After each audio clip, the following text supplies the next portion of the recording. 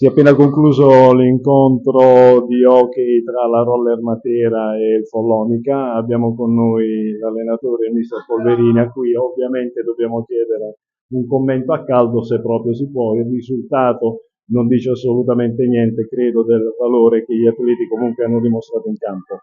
Sì, è stata una bella partita, combattuta, sinceramente non me l'aspettavo che reagissimo bene in questa maniera. Abbiamo tenuto il campo tutta la partita in una pista difficile contro una squadra ben attrezzata, sia come giocatori sia in campo ben messa da Valerio. Non posso che elogiare i miei atleti, anche perché noi venivamo da una doppia trasferta ieri a Salerno dove abbiamo vinto e oggi ripeto, fisicamente e tatticamente abbiamo fatto e tenuto una bella partita in campo, quindi sono più che soddisfatto. Mi devo rileggere ogni tanto il regolamento su alcune cose, però non sono aggiornato, però va bene così.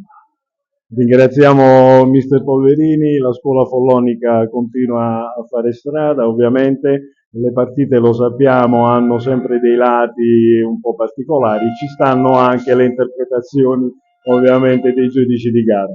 No, ripeto, sono contento, sono piccolezze, non abbiamo perso la partita per errori arbitrali, abbiamo perso la partita perché l'avversario se l'è meritata, ha segnato un gol più di noi, noi davanti siamo ancora un po' troppo leggeri, però chiaramente bisogna migliorare tutti quanti perché le interpretazioni sono diverse in ogni posto che vai, in ogni tipo di occasione che trovi. Però ripeto, non è questo che ha infuciato sulla partita, quindi rispetto per il Matera è sempre una bellissima occasione venire qua a salutare gli amici, come andare a Salerno e quindi andiamo via consapevoli di averci messo tutto e di crescere ancora.